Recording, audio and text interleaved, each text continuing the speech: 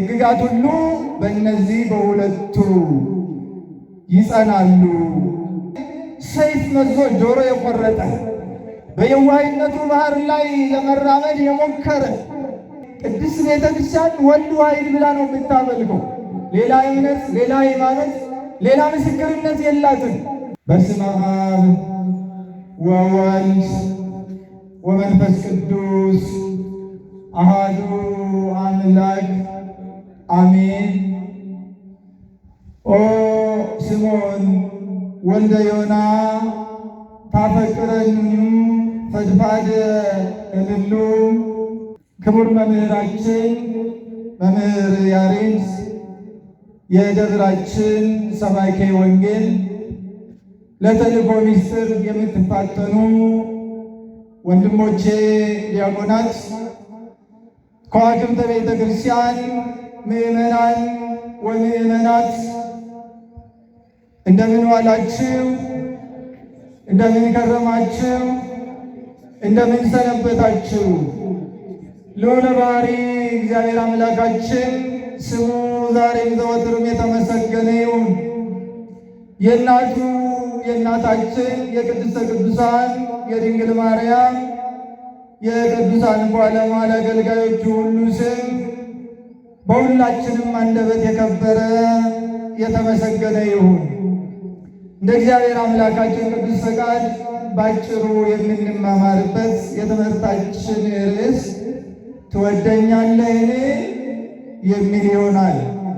የዮሐንስ ወንጌል ምዕራፍ 21 ከቁጥር 15 የምናገኘው የእግዚአብሔር ቃል ነው። ይህ ጥያቄ ነው። ጥያቄውን የጠየቀው ጌታችን አምላካችን መድኃኒታችን ኢየሱስ ክርስቶስ ነው። የተጠየቀው ደግሞ ሊቀ ሐዋርያት ክቡር ወንጌላዊ ወሐዋርያ ቅዱስ ጴጥሮስ ነው። ጌታችን አምላካችን መድኃኒታችን ኢየሱስ ክርስቶስ ይህን ጥያቄ ለምን አቀረበ? ጴጥሮስንስ ብቻ ለይቶ ለምን ጠየቀው? ጥያቄው ደግሞ የቀረበው 3 ጊዜ ነው። በአንዴ በሁለቴ አላቆምም። 3 ጊዜ ተመሳሳይ ጥያቄ ነው የጠየቀው።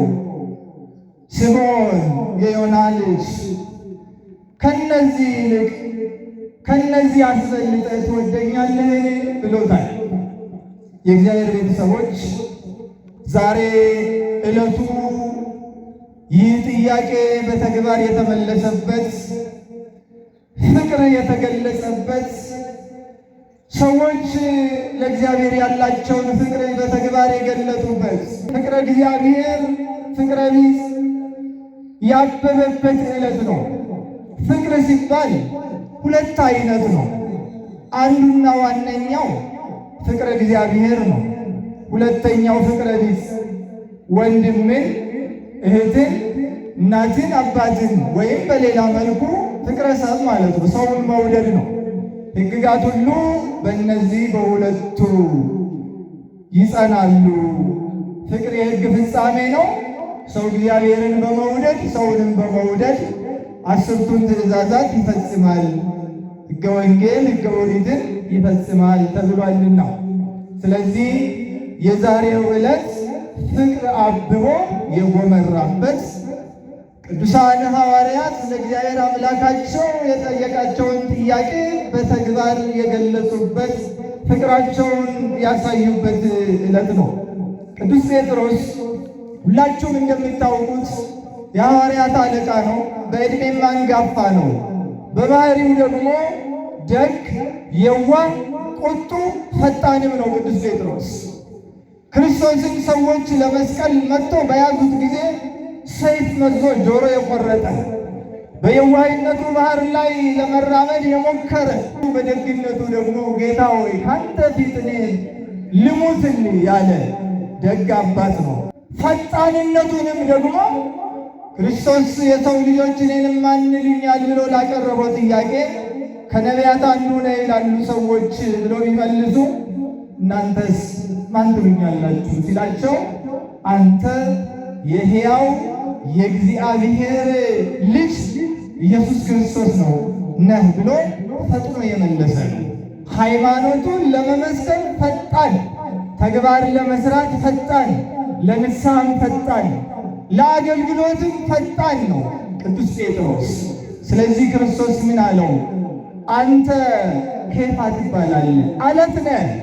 በአንተ አለትነት ቅድስት ቤተ ክርስቲያንን እመሰርታታለሁ፣ የሲኦል ደጆችም ሊያናውጧት አይችሉም፣ ለአንተም የመንግሥተ ሰማያት መግቢያ ቁልፍ እሰጥሃለሁ ብሎታል። ስለዚህ ቅዱስ ጴጥሮስ መሠረተ ቤተ ክርስቲያን ነው። አሁን ቅዱስ ጴጥሮስ አለት ሆኖ ይቺ የተሰበሰብንባት ቤተ ክርስቲያን በቅዱስ ጴጥሮስ አካል ላይ ተሰራች ማለት አይደለም። አለትነቱ የሃይማኖት አለት ነው። ኮከ ሃይማኖት ምግባሩ ነው፣ ሃይማኖቱ ነው። ኢየሱስ ክርስቶስ ወልደ እግዚአብሔር ነው፣ የእግዚአብሔር ልጅ ነው የሚለው ነው አለትነቱ። ቤተ ክርስቲያን መሠረቷ ይሄ ነው። ቅድስት ቤተ ክርስቲያን ወልድ ዋሕድ ብላ ነው የምታመልከው። ሌላ እምነት፣ ሌላ ሃይማኖት፣ ሌላ ምስክርነት የላትም። ስለዚህ የቅዱስ ጴጥሮስ አለትነቱ ሃይማኖቱ ነው። ቤተ ክርስቲያን የተባልን ደግሞ እኛ ነን፣ ሃይማኖት ነው። በዚህ በቅዱስ ጴጥሮስ እምነት ላይ ነው የተመሰረት ነው። ስለዚህ ቅዱስ ጴጥሮስ ምን አለው? የመንግሥተ ሰማያት መግቢያ ቁልፍ እሰጥሃለሁ አለው። ሁለት ቁልፍ ሰጥቶታል። አንደኛው ቁልፉ ስልጣነ ክህነት ነው። እግዚአብሔር በሰጠው ስልጣን በዚህ በምድርም በሰማይም መፍታት ማሰር የሚቻለው ቁልፍ ሰጥቶታል፣ ስልጣነ ክህነት። ሌላኛው ደግሞ ሕገ ወንጌል ናት። በዚች ሕገ ወንጌል የእግዚአብሔርን በጎች ምእመናንን መርቶ መንግሥተ ሰማያት የሚያገባበት ይሄ ለቅዱስ ጴጥሮስ የተሰጠ ነው። ስለዚህ ኮከ ሃይማኖት ተብሏል። ቅዱስ ጳውሎስም ደግሞ ንዋየ ኅሩይ ምርጥ ዕቃ ተብሏል። ሐዋርያት ሲፈሩት፣ ክርስቲያኖች ሲፈሩት በአሳዳጅነቱ ነበር የሚያውቁትና እንዴት እሱን ወደ እኛ ታመጣለህ ብለው ጌታን በጠየቁ ጊዜ በአሕዛብ በነገሥታት በእስራኤልም ፊት ስሜን የሚሸከም ምርጥ ዕቃዬ ነው እሱ መርጫለሁ ብሎ ለእነዚህ ለሁለቱ ክርስቶስ ኢየሱስ መስክሮለታል። ስለዚህ እሱ ደግሞ ብርሃናተ ዓለም ይባላል። እንግዲህ ጌታችን አምላካችን መድኃኒታችን ኢየሱስ ክርስቶስ የዮና ልጅ ስምዖን ሆይ ከነዚህ ይልቅ ትወደኛለህን አለው። አሁን ጌታ ስምዖን ኢየሱስ ክርስቶስን እንደሚወደው ሳያውቀው ቀርቶ አይደለም፣ ምስክርነት እንዲሰጥ እኛም እንድንማርበት ነው። ጴጥሮስም እንዲህ ነው ያለው፣ አዎን ጌታ ሆይ እንዲወድህ አንተ ታውቃለህ ነው ያለው። መልሱ ራሱ እግዚአብሔር ያውቃል። እኛ እግዚአብሔርን እንወዳለን ወይስ እንጠላዋለን? ይሄንን እግዚአብሔር ያውቃል። ለአፋችን ከንፈር መጥተን እኛ እግዚአብሔርን እንወዳለን ብለን ብዙ ነገር ልንናገር እንችል ይሆናል። እግዚአብሔር ግን ያውቃል። እግዚአብሔር ያውቃል። አንተ ታውቃለህ አለ። እንግዲያውማ ረአይከ አባገዕ በጎችን አሰማራ አለው። ምን አድርግ? በጎችን አሰማራ። ሁለተኛ ጠየቀው፣ የዮና ልጅ ስምዖን ሆይ ትወደኛለህ አለው። ጴጥሮስ ሁለተኛ በመጠየቁ ተገረመና አዎን ጌታ ሆይ እንዲወድህ አንተ ታውቃለህ አለ። ጠቦቶቼን ጠብቅ አለው። በዚህም አላበቃም። ሦስተኛ ጊዜ ደግሞ ስምዖን ጴጥሮስ ሆይ ትወደኛለህ አለው። ጴጥሮስ አዘነ። 3 ጊዜ ክጀው ነበር።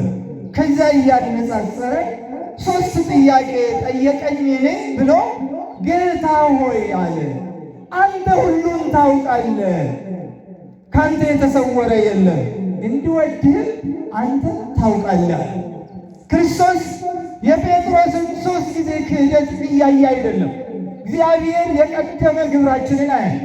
የቀደመ ግብራችንን መመለሳችንን ነው። ስህተቱ ከንስሐው በፊት ነው። በንስሐ እንባ ታጥቧል ቅዱስ ጴጥሮስ። ስለዚህ ቅዱስ ጴጥሮስን ሌሎች ሐዋርያትን ጴጥሮስ እኮ 3 ጊዜ ክዷል ብሎ እንዳይሳቀቁ እንዳይታበዩ፣ እሱም እንዳይሳቀቅ 3 ጊዜ በካደው ልክ ሦስት ጊዜ ደግሞ ፍቅሩን እንዲገልጽ የይቅርታው ምልክት መሆኑን ነገረው። አሁን በሦስተኛው ደግሞ ምን አለው? ግልገሎቼን አሰማራ። አሁን ይሄ ምን ማለት የፍቅሩ መገለጫ የሚሆነው በዚህ በሦስት ነገር ይመለሳል ማለት ነው። ክርስቶስን የሚወድ ሰው በጎቹን መጠበቅ ማሰማራት አለበት። ጠቦቶቹን መጠበቅ አለበት። ግልገሎቹን ማሰማራት አለበት። ምንድናቸው በጎቹ? ምንድናቸው ጠቦቶቹ? ምንድናቸው ግልገሎቹስ? ቀስ ብለን በሂደት እናየዋለን። ይሄ መጀመሪያ የሚያነጣጥረው በእያንዳንዳችን በእያንዳንዱ ግለሰብ ላይ ነው። ወገኖቼ እኛ እንድንጠብቃቸው እኛ እንድናሰማራቸው የታዘዝነው በጎች አሉ። የበጎች ጠባቂዎች ነን። ክርስቲያኖች የበጎች ጠባቂዎች ነን። እኛ ራሳችን አባጋ ክርስቶስ እንባላለን። እያንዳንዳችን የክርስቶስ በጎች ነን። ሆኖም ግን እኛ የምንጠብቃቸው በጎች ደግሞ አሉ። የምናሰማራቸው በጎች አሉን። የምንጠብቃቸው ጠቦቶች አሉን። የምናሰማራቸው ግልገሎች አሉን። ሕዋሳቶቻችን እንድናሰማራቸው የተሰጡን፣ እንድንጠብቃቸው የተሰጡን፣ እንድናንከባከባቸው የተሰጡን የእግዚአብሔር በጎች ናቸው። እያንዳንዱ ሰው መንፈሱ ሕዋሱ ሁሉ በእሱ ጥበቃ ስር ነው ያለው። ዓይኑን ከክፉ መከልከል፣ አንደበቱን መቆጠብ፣ እጆቹን ለምጽዋት መዘርጋት፣ ጉልበቱን በእግዚአብሔር ፊት ማንበርከክ ከእያንዳንዱ ክርስቲያን የሚጠበቅ ነው። እነዚህ እኛ የምንጠብቃቸው በጎቻችን ናቸው። ስለዚህ በጎቹን ማሰማራት ማለት ሐሳባችንን፣ መንፈሳችንን፣ ሕዋሳቶቻችንን ሁሉ በሃይማኖት መስክ ላይ፣ በልምላሜው ላይ፣ በስነ ምግባር፣ በትሩፋት ላይ እንድናሰማራቸው የሚያስገነዝበን የሚያሳስበን ነው። ሰው የፈለገውን የመስራት የማድረግ መብት አለው፣ ነፃነት አለው። የፈለገውን ማድረግ ግን ቅጣትም ሽልማትም ስለሚኖረው የምንሰራው ስራ በጎ ከሆነ ያሸልማል፣ ክፉ ከሆነ ደግሞ ያስቀጣል። ግን ፈቃድ አለን፣ ያሻነውን መርጠን የመስራት እሳትም ውሃም ቀርቧልና ደይደጋ በዘፈቀድከ ነው፣ ወደ ፈለግነው መጨመር እንችላለን። ስለዚህ የመጀመሪያው አእምሯችንን፣ ሕሊናችንን፣ ሐሳባችንን፣ መንፈሳችንን፣ ሕዋሳቶቻችንን መጠበቅ ያስፈልጋል። ከዚያ በመቀጠል ደግሞ ልጆቻችን ናቸው ግልገሎቹ የተባሉት። እያንዳንዱ ልጁን ጠጥቶ ሰርቶ ማሳደግ አለብን። ሥርዓተ እግዚአብሔርን በማሳየት በቤተ ክርስቲያን ሕግና ሥርዓት ማሳደግ፣ በለመለመው የእግዚአብሔር መስክ ላይ የእግዚአብሔር ሥርዓት ላይ ማሰማራት ይገባል ማለት ነው። ሦስተኛው ወንድም ወንድሙን መጠበቅ አለበት። እህት እህቷን መጠበቅ አለበት። ሌሎች ክርስቲያኖችን መጠበቅ ነው። የደከሙትን ማበረታታት፣ መርዳት፣ መጠበቅ፣ መንከባከብ፣ ያዘኑትን ማጽናናት፣ የተቸገሩትን መርዳት፣ የተራቡትን መመገብ የክርስቶስን በጎች ማሰማራት መጠበቅ ነው። እኛ ፍቅራችን የሚገለጠው በዚህ ነው። ሰው በሌላ ነገር ለእግዚአብሔር ያለውን ፍቅር መግለጽ አይችልም። ጌታ ሆይ እወድሃለሁ፣ ክርስቶስ ሆይ እወድሃለሁ የሚለኝ ሁሉ ወደ መንግሥተ ሰማያት አይገባም፣ በሰማይ ያለውን የአባቴን ፈቃድ የሚያደርግ ሁሉ እንጂ ብሎ ጌታችን ተናግሯል። የእግዚአብሔር ፈቃድ ደግሞ ፍቅር ነው። እግዚአብሔር ፍቅር ነው፣ ሕጉም ፍቅር ነው፣ ሥርዓቱም ፍቅር ነው፣ ሕይወቱም ፍቅር ነው። ፍቅሩ ደግሞ የሚገለጠው ሰው ላይ ነው።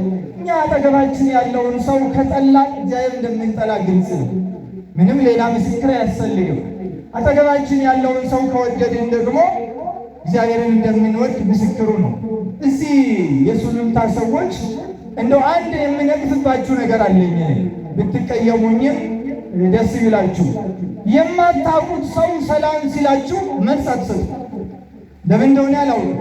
እንደምን አደራችሁ እንደምን ዋላችሁ ስትባሉ አፍጣችሁ ነው የምታልፉት። እያያችሁ ዝም ብላችሁ አንዳንዶቻችሁ የተበሳጨ የተናደደ የሚመስሏል። እኔን እንኳን ሰላም ስላችሁ መልስ አትሰጡኝም። ይሄ ልቡናችን ሕሊናችን ከእኛ ጋር አለመሆኑ አሊያም ደግሞ ፍቅር እንደሌለ ሰውየው እኮ እንደምን ዋላችሁ እንደምን አደራችሁ የሚላችሁ እግዚአብሔርን እንድታመሰግኑ ነው። እሱ ምንም የሚያገኝበት ነገር የለም። እንደምን አደርክ እግዚአብሔር ይመስገን፣ እንደምን ዋልሽ እግዚአብሔር ይመስገን። ይሄንን ትልቅ ነገር እኮ ነው የምንተው። ለምን እንደሆነ አላውቅም። ይሄ ያጋጠመኝ ሁለት ቦታ ነው። አንዱ ሸንኮራ ዮሐንስ ሳገለግል የሚዲያር ሰው እንደምን አደርክ ሲሉት ይበሳጫል፣ ይናደዳል፣ ሊደባደብ ሁሉ ይቀጣሉ። ሁለተኛ ደግሞ የሱሉልታ ሰው ነው። እንደምን አደርክ እንደምን ዋልክ ሲሉት መልስ አይሰጥም። በጣም ነው የሚገርመኝ። በክርስቲያን ሀገር እንደዚህ አይቼ አላውቅም። ስለዚህ ፍቅር የለንም ማለት ነው። ይሄ እንግዲህ የሚያሳየን ፍቅራችን በጥቃቅኑ ነገር ይገለጣል። በጥቃቅኑ ነገር መጀመሪያ አጠገብ ያለው በጣም የሚገርመው ደግሞ ወደ ቤተክርስቲያን እየሄድን ወደ ቅዳሴ ለማስቀደስ እየሄድን ሰው ሰላም ሲለን መልስ አንሰጥም። ሰው ሰላም ሳትል እግዚአብሔር እንዴት ሰላም ልትል ትችላለህ? ከሰው ጋር ሰላም ሳይኖር ከእግዚአብሔር ጋር አይኖርም። ይህን አትጠራጠሩ። ስለዚህ የክርስቶስ ፍቅር የሚገለጠው በሰው ላይ ይሄ ለእያንዳንዳችን። ሌላው ደግሞ ለሹማምንት የተሰጠ ነው። ሹማምንት መንፈሳውያን፣ ሹማምንት ሥጋውያን የሚባሉ አሉ። ሹማምንት መንፈሳውያን የቤተክርስቲያን አገልጋዮች ናቸው።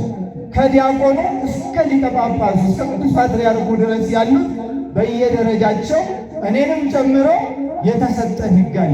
በጎቼን ጠብቁ የሚል የእኛ ሥራ ራሳችንን ከመጠበቅ ቅድም ያዘረዘርኩትን ሁሉ ከመጠበቅ በዘለለ ደግሞ እናንተን የመጠበቅ ኃላፊነት አለብን ማለት እናንተን የመጠበቅ። ለዚህ እኮ ነው አሁን የተቆጣኋችሁ። ሰላም ለምን አትሉኝም ብያችሁ። እናንተ የተሳሳታችሁትን ማረም፣ ቃል እግዚአብሔርን መመገብ፣ መንገዳችሁን እንድታስተካክሉ መምከር፣ መገሰጽ ይሄንን ነው። ስለዚህ ቅዱስ ጴጥሮስን በጎቼን አሰማራ፣ ጠቦቶቼን ጠብቅ፣ ግልገሎቼን አሰማራ ሲለው ወጣንያንን፣ ማዕከላውያንን፣ ፍጹማንን ሁሉ በሕገ ወንጌል በክህነት ጠብቀህ ወደ መንግሥተ ሰማያት በጎቼን ሰብስበህ ወደ በረቱ አከማቻቸው፣ አስገባቸው ሲል ነው። እንግዲህ ከዚህ የዘለለውን ለሊቃውንቱ ትርጓሜ እንተዋለን። በብዙ መልኩ ይተረጎማል፣ ይመሰጠራል። የቤተ ክርስቲያን ሊቃውንት በጎቹን የመጠበቅ ኃላፊነት አለብን። ንስሐ ለሚያስፈልገው ንስሐ፣ ትምህርት ለሚያስፈልገው ትምህርት፣ ምክር ለሚያስፈልገው ምክር፣ ተግሳጽ ለሚያስፈልገው ተግሳጽ መስጠት። ሹማምንተ ዓለም ደግሞ አሉ፣ ሥጋውያን አንድን ሀገር የሚያስተዳድሩ ከቀበሌ ጀምሮ እስከ ቤተ መንግሥት ድረስ እነሱም የክርስቶስን በጎች እንዲጠብቁ እየተሾሙ ናቸው። መንፈሳውያኑ የሰውን መንፈስ ነው የሚያስተዳድሩት፣ አእምሮን ረቂቁን ዓለም የሚገዙ ናቸውና፣ ሥጋውያኑ ደግሞ የሰውን ሥጋዊውን ሕይወት ይመራሉ፣ ያስተዳድራሉ። ስለዚህ ሹማምንተ ዓለም ወይም ፖለቲከኞች፣ የመንግሥት ባለሥልጣናት በየደረጃችሁ ደግሞ የክርስቶስን በጎች መጠበቅ አለባችሁ። ስልጣናችሁ፣ ሹመታችሁ፣ ክብራችሁ፣ ዝናችሁ ይሄ ሕዝብ ነው። እነዚህ በጎች ናቸው። እነሱ ሲጠበቁ ነው፣ እነሱ ሲኖሩ ነው እነሱ ስልጣኑም የሚጸና። ከዛ ውጭ ግን ከክርስቶስ በጎች ስልጣናችንን ካስቀደምን፣ ክብራችንን፣ ደሞዛችንን፣ ዝናችንን ካስቀደምን ክብሩ ምድራዊ ብቻ ሆኖ ይቀራል። እሱም ደግሞ ምናልባት ውርደት ያለው ሊሆን ይችላል። ከእግዚአብሔር ስልጣን በታች ነው ሁሉም ያለው። ስለዚህ በሥጋዊው በመንፈሳዊው ሹመት ያለው ወንበር የተሰጠው ጠባቂ እረኛ ነው። የክርስቶስን በጎች መጠበቅ ያስፈልጋል። እግዚአብሔርን እወዳለሁ፣ ለእግዚአብሔር እታዘዛለሁ፣ ለእግዚአብሔር እገዛለሁ የሚል ሁሉ የክርስቶስን የእግዚአብሔርን በጎች የመጠበቅ ኃላፊነት የመመገብ ኃላፊነት፣ የመንከባከብ ኃላፊነት አለበት ማለት ነው። ቅዱስ ጴጥሮስና ቅዱስ ጳውሎስ ይሄንን የተሰጣቸውን ትእዛዝ የፍቅር ትእዛዝ በተግባር የገለጹበት ዕለት ነው ዛሬ። እንዴት አድርጎ? ቅዱስ ጳውሎስና ቅዱስ ጴጥሮስ ወደ ሮም ሄደዋል በየፊናቸው። ሮም ደግሞ በዘመኑ ማዕከለ መንግሥት ናት። ሮም ዓለምን በቅኝ ግዛት የምትገዛ፣ ቄሳሮቿ ዓለምን እንደ ገል ቀጥቅጦ እንደ ሰም አቅልጦ የገዙ ናቸው። እነዚህ የሮም ነገሥታት ቄሳሮቹ ደግሞ አላውያን ነበሩ፣ ጣዖት የሚያመልኩ ገና በሕይወት እያሉ ሐውልት አሰርተው ሕዝቡ እንዲሰግድላቸው የሚያደርጉ መመለኪያነ ጣዖት ናቸው። ጣዖት የሚያመልኩ የተረገሙ ከእግዚአብሔር የራቁ ናቸው። ቅዱስ ጴጥሮስ ወደ ሮም ሄዶ ሲሰብክ ሲያስተምር ብዙ ጊዜ ታሰረ፣ ብዙ ጊዜ ተገሰጸ፣ ብዙ ጊዜ ተገረፈ፣ ብዙ ጊዜ ተንገላታ፣ ብዙ መከራ አድርሰውበታል። ነገር ግን ሐዋርያት መከራ ሲቀበሉ የክርስቶስ ፍቅር በልባቸው ስለሚነድ ጉርሻ እንደጎረሱ ድርጎ እንደተሰጣቸው ይደሰቱ ነበርና በዚህ አላበቃም ማለት። ስለዚህ ኔሮን ቄሳር ጦርነት አካያ ከሚባል ሀገር ተነስቶበት ነበርና እስኪመለስ ብሎ ቅዱስ ጴጥሮስን ወደ እስር ቤት ጨመረ፣ እንዳያስተምር እንዳይሰብክ። ጳውሎስም ደግሞ በፊናው እንዲህ ወደ ሮም መጥቶ ነበር።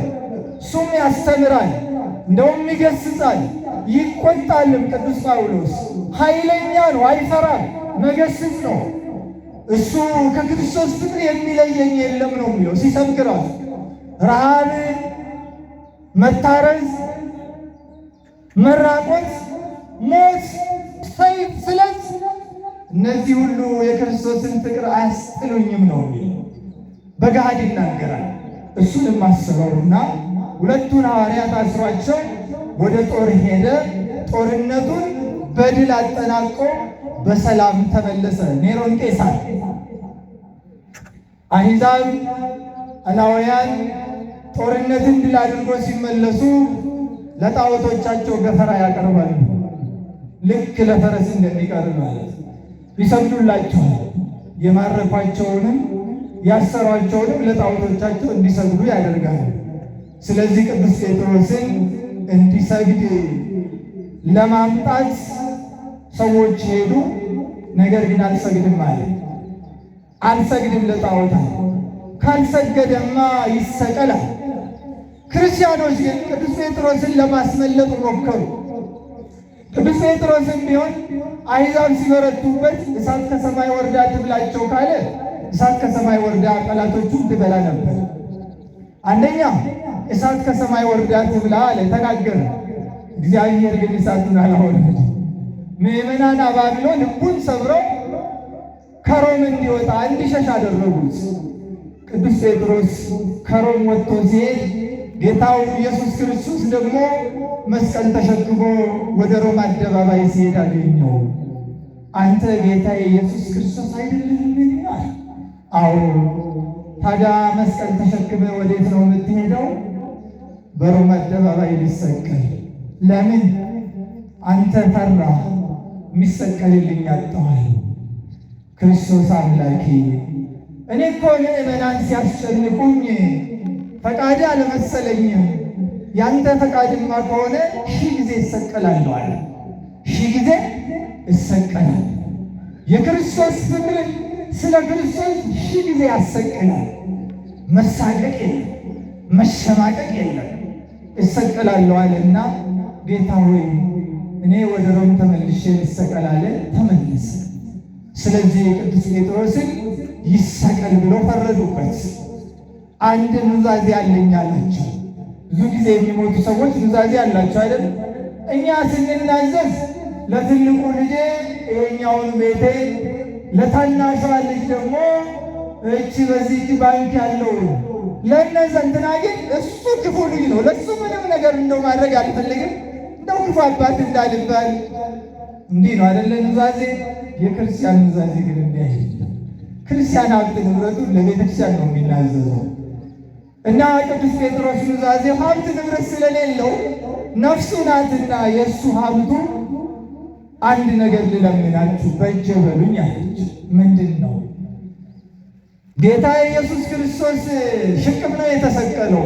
አሁን እኔ ግን እንደሱ አትስቀሉ፣ እኔ ጉድፍ ነኝ በሱ ፊትና ቁልቁል ዘቅዝቃችሁ ስቀሉኝ እንጂ እንደ ጌታዬ በክብር አትስቀሉኝ አላቸው።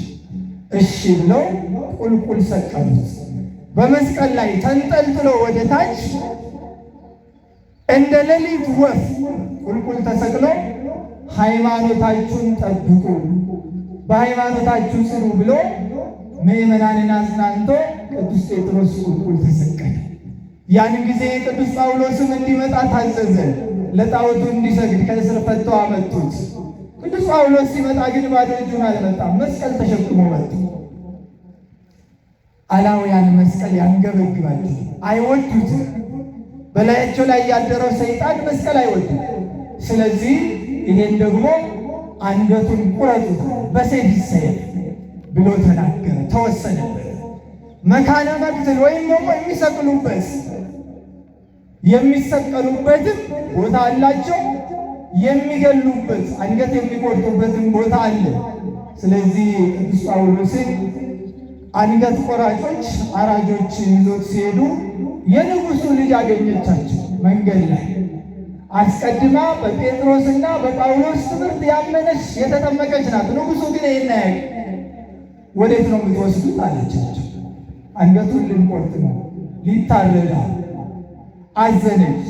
ለምን ታዝኛለሽ? መጎናጸፊያሽን ስጪኝ አላት ቅዱስ ጳውሎስ። መጎናጸፊያውን ሰጠችው። ያን መጎናጸፊያ ይዞ ሄደ።